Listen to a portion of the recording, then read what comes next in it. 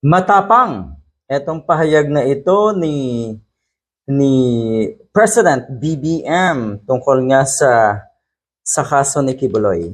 Grabe, ayan. Sana laging ganon. Sana laging matigas kayo para itong mga katulad ni Kibuloy ay matakot naman.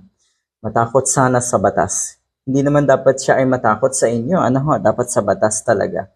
Dahil kung wala kayong ginawang masama, pwede nyo talagang harapin. Madali lang para sa inyo na harapin ang batas.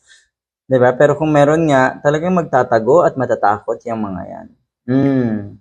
Dito sa interview na ito na si Marcos Jr., kini-question kasi na itong mga taga-suporta ni Kibuloy kung saan ang galing yung 10 million na yan. Pinakialaman yung 10 million kung saan ang galing. Dahil kuno nga yun ay galing sa isang private citizen na gustong tumulong para ma-resolve ang kaso na ito ni Kibuloy. Kinestyon na itong mga diehard yung 10 million. Pero yung 125 million na confidential funds ng kanilang idolo na si Sara Duterte, walay, hindi na question, hindi nagtaka. Mga ulaga itong mga ito. Pero yun nga, medyo mariin itong pahayag na ito ni BBM, President BBM.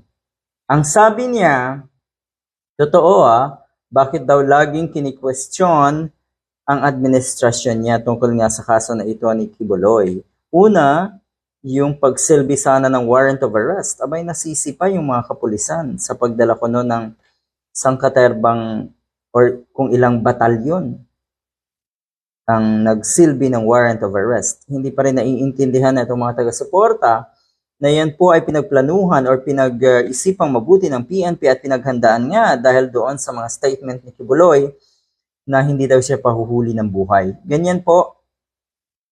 Okay? Ganyan po ang paghahanda na ginawa ng PNP dahil ayaw din siyempre ng PNP na magkaroon ng hindi magandang pangyayari sa pagsilbi ng warrant of arrest, kaya sila ay naghanda. Magpakita ka, yan po ang sabi ni President Marcos Jr. Bakit lagi kaming kini-question? Nga naman, ang administrasyon ni Marcos Jr. na naman ang sinisisi sa punto na merong reward money na nga etong si Kibuloy. Wanted. Wanted.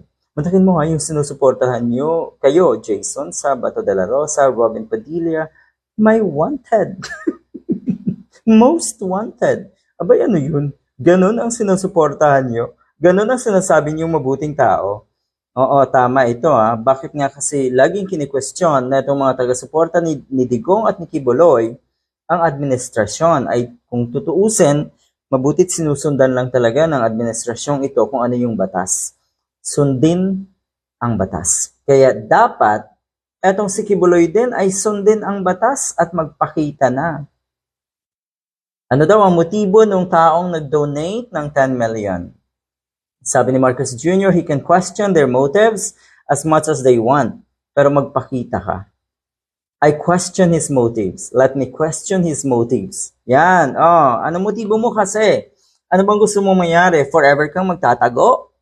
Anong gusto mong mangyari? Na mag-aantay ka ng panibagong presidente?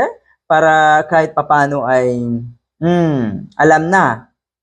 Hindi ba't ganon? Siguro etong litsugas na ito, etong si Kibuloy, inaantay na maging presidente si Sara Duterte. Paano kung hindi? Hindi forever kang nasa lungga mo. Ganun ba yan? Obvious na obvious. Ito po ay napakaliwanag na may kasalanan, may itinatago at natatakot.